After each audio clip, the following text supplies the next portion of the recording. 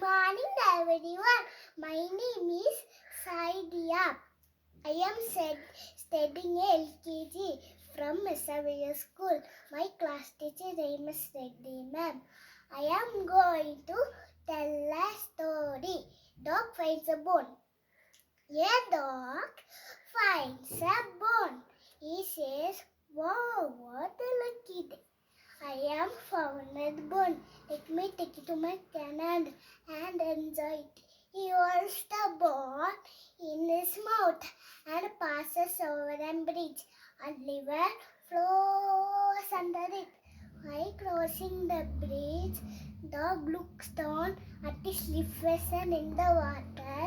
He thinks, "Oh, there is another dog with a bone. Let me take that bone too and enjoy both of them." As soon as he opened his mouth to bark at the other dog, the bone falls into the river. A greedy or foolish dog gets nothing. Thank you.